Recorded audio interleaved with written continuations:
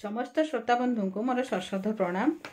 मु आज आम भगवान को कहीं डाकू से विषय किसी कहवाक जाऊँगी। अधिकांश मनीष मनरे यही प्रश्न उत्थित हुए जे मु मो कर्म ठीक भाव में करुच्ची तथापि मुझे बाधा विघ्नर सम्मुखीन कहीं हो। प्रतिदिन सकाଳେ संध्यारे भगवान को पूजा करुच्ची तथापि दुखरे मो मनोबल भांगी जाऊँची। एहीपरि केते प्रकार प्रश्न मनीष मनरे उत्थित होता है। मर्तमंडल जन्म होगा माने दुख सुख चक अखपरी लुचकाली खेलुथांती। कहार दुख बेसी होता है, कहार सुख बेसी होता है। एपरिक प्रभु श्रीरामचंद्र प्रभु मुरलीधर श्रीकृष्ण यही मर्तमंडल को आसी केते कष्ट सही किंतु दुखरे विव्रत न हो श्रीरामचंद्र प्रभु श्रीकृष्ण मुरलीधर प्रति पदक्षेप विहित पदक्षेप नहीं प्रभु लोकशिक्षा कर्म करुले। प्रभु श्रीरामचंद्र पितृसत्यपाली 14 वर्ष वनवास जाइथिले। महाभारत रे सप्तरथी मिली अभिमन्यु को वध करथिले। याठु बड़ी अपकर्म आउ किछि नाही। प्रभु श्रीकृष्ण तथापि स्मित हसुथिले। से प्रभु श्रीकृष्ण अतीत वर्तमान भविष्य को जानिथिले। आउ तांकर स्मित हसर अर्थ है मनुष्य तार कर्म अनुसार सुख दुख भोग करिथाए। संसार रे मनुष्य निजर कर्म अनुसार दुख सुख भोग करिथाए। जन्म हेबा माने युवा बयस वा वृद्धावस्था मृत्यु हेबा एक दैनंदिन घटना जहाँ अवधारित सत्य ताको आमे मानिबा को बाध्य। दुखरे हो सुखरे हो आमे ताको मानिबा को बाध्य होइथा।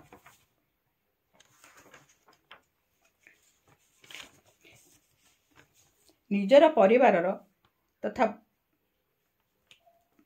समस्तंकर पाख लोकंकर भरण पोषण पर आमको कर्म करने को होता है। मनुष्य तेणु कर्म करने को बाध्य होता है और कर्म करे। कर्मरत जीवन रे झड़ बात्या विपद नई बढ़ी सुनामी पर विभिन्न प्रकार दैवी दुर्विपाक घटी थाए। सेतेबेले आगरू लोक माने बहुत कष्ट पाउथिले। वर्तमान सरकार आगरू दैवी दुर्विपाक दुख पाउथिले लोक माननकु साहाय्य करुचंती। स्वेच्छासेवी गण आसिक मध्य पीड़ित लोक माननकु सहायता करुचंती। दैवजनित वित्पातरु मनुष्य रक्षा पाई पारुछि किंतु मनुष्यकृत अत्याचार जोगु मनुष्य बेसी दुख पाई थाए। दुर्बल मनर मनुष्यटी अत्याचार जोगु रक्षा पाइबा पई प्रभु को सर्वदा डाकी थाए। आमर कर्म सबु संपूर्ण दोष रहित नुहे। आमर स्वाभाविक कर्म आमे करिथाउ तथापि सेथरे किछि दोष गुण रही थाए। सेही दोष गुण रक्षा पाइबा पई आमको प्रभुंकर सहायता लोड़िबा दरकार। कारण कर्म माने ही किछि ना किछि दोष गुण सेथरे निहित थाए। सेथिपई संपन्न व्यक्ति बा गरीब व्यक्ति जो माने कर्म संपादन करने संगे संगे सकाळे संध्यारे प्रभु को डाकती से माने भावती प्रभु कहीं मो कथा शुणु नाहंती। प्रभु चरण कमल रे कृपा प्रार्थी हेबा माने प्रभु को स्मरण अर्चन वंदन करने संगे संगे निजर अंतकरण को शुद्धा करने निहाती जरूरी। अंतकरण शुद्ध करने काम क्रोध हिंसा द्वेष मोह माया परि बदगुण को परित्याग करी दया धर्म सरलता मानविकता विवेक उदारता पर सद्गुण को आपणे कार्य परिणत करने निहाती जरूरी। यह द्वारा आमर चेतना शक्ति शुद्ध होता है। दया धर्म सरलता मानविकता विवेक उदारता सद्गुण को आपणे कार्य परिणत करने निहाती जरूरी होता है। यह सद्गुण को कार्यकारी करने कर्म माध्यम आचरण प्रभुंकर सहायता लोड़िले चलपथ अपेक्षाकृत सहज होता है।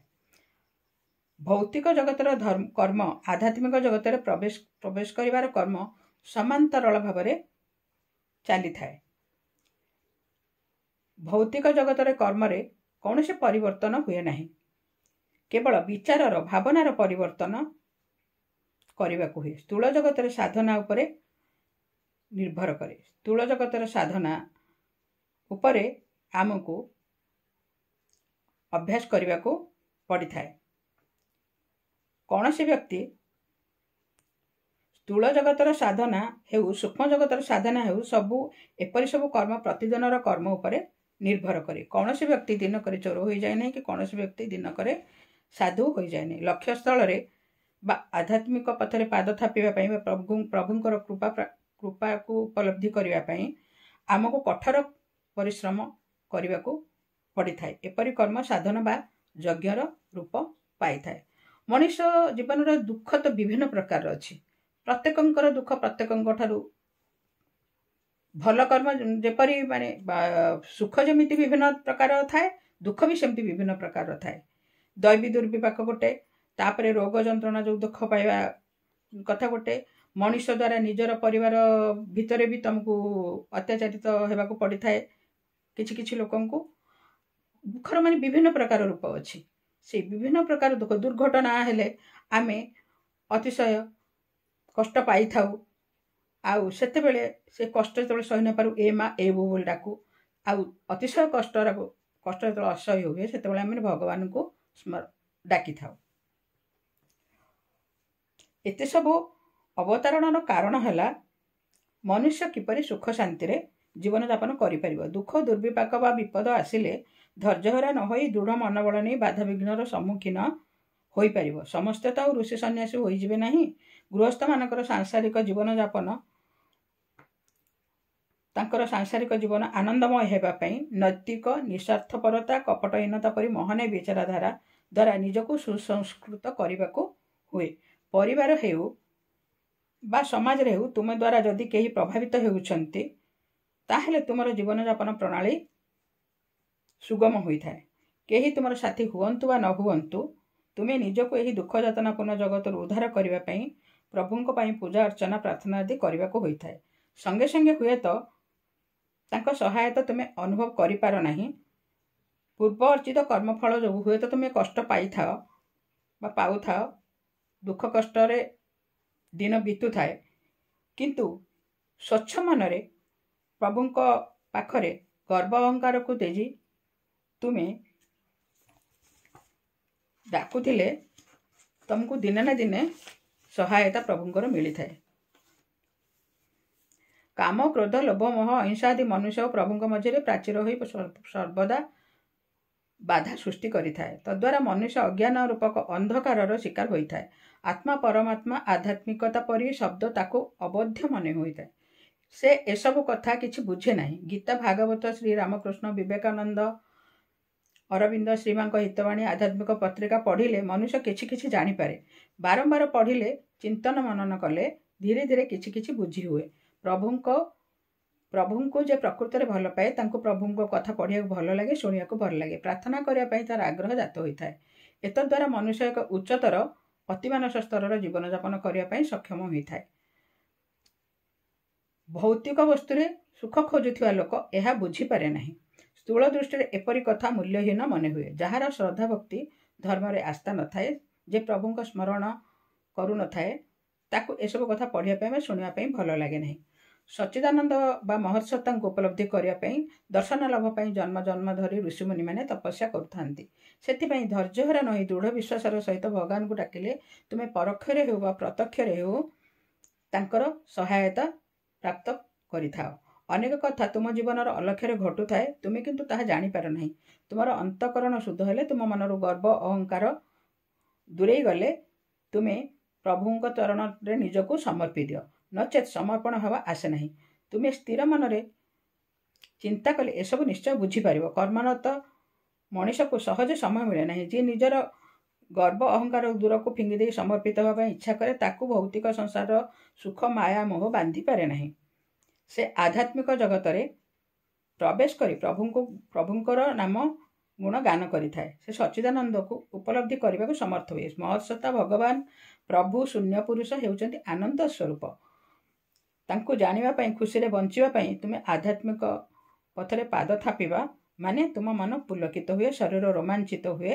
ତୁମେ ସତ୍ପଥର ଯାତ୍ରୀ ହୋଇ ପ୍ରଭୁଙ୍କର ନିକଟବର୍ତ୍ତୀ ହେବା ପାଇଁ ଯେତେବେଳେ ଚେଷ୍ଟା କର, ସେତେବେଳେ ତୁମେ ଆନନ୍ଦ ଅନୁଭବ କର। ସୁଖ ଆଉ ଆନନ୍ଦ ଭିତରେ ଅନେକ ବ୍ୟବଧାନ। ଥରେ ଆନନ୍ଦ ଅନୁଭବ କରିବା ମାନେ ତୁମକୁ ଆଉ ସାଂସାରିକ ଜୀବନ ଭିତରକୁ ଫେରିବାକୁ ଇଚ୍ଛା ହୁଏ ନାହିଁ। ଅର୍ଥାତ୍ ମନ ଭିତରେ ସେପରି ଭାବନା ଜାଗ୍ରତ ହୋଇଥାଏ। କର୍ତ୍ତବ୍ୟ ପାଳନ ବି ଧର୍ମର ଆଖ୍ୟା ପାଇଥାଏ ଆଉ ତାକୁ ବି ଯଜ୍ଞର ଆଖ୍ୟା ଦିଆଯାଇଥାଏ।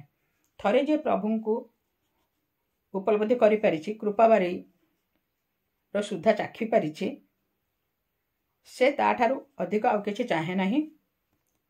ଘର ସଂସାରକୁ ଚଳାଇ ଆଧ୍ୟାତ୍ମିକ ପଥରେ ଚାଲିବା ବହୁତ କଷ୍ଟକର, କିନ୍ତୁ ତାହା ହିଁ ତୁମ ଜୀବନର ସର୍ବଶ୍ରେଷ୍ଠ ପଥ। ଆଉ ତା ଦ୍ୱାରା ତୁମର ଜୀବନ ସରଳ ସରସ ସୁନ୍ଦର ହୋଇପାରେ। ଆଉ ତାହା ହିଁ ମନୁଷ୍ୟ ପାଇଁ ସବୁଠାରୁ ଶ୍ରେୟସ୍କର ପଥ। ମନୁଷ୍ୟ ଜନ୍ମ ହୋଇଛି ମାନେ ଦୁଃଖ ସୁଖ ପାଇବ। ଆଉ ଦୁଃଖର ଭିନ୍ନ ଭିନ୍ନ ରୂପ ସମସ୍ତେ କିଛି ନା କିଛି ଅନୁଭବ କରିଥିବେ ଆଉ ଜାଣିପାରିବେ। ଆଉ ଆମର କର୍ମ ବି ଦୋଷ ଗୁଣ ରହିତ ହୋଇନଥାଏ, ସେଥିପାଇଁ ବି ଆମକୁ ଭଗବାନଙ୍କୁ ସର୍ବଦା ଡାକିବାକୁ ପଡ଼ିଥାଏ। ତେବେ ଆମେ ଭୌତିକ ଜଗତ ପାଇଁ କର୍ତ୍ତବ୍ୟ ପାଳନ ପାଇଁ ଯଦି ଏତେ ଚେଷ୍ଟା କରୁଛେ, ତାହେଲେ ଆମେ ଆଧ୍ୟାତ୍ମିକ ପଥର ଯାତ୍ରା ପାଇଁ କାହିଁକି ଚେଷ୍ଟା ନ କରିବା? ତାହା ଆମ ପାଇଁ, ମନୁଷ୍ୟ ପାଇଁ ଶ୍ରେଷ୍ଠ ଶ୍ରେୟସ୍କର ପଥ। ଧନ୍ୟବାଦ।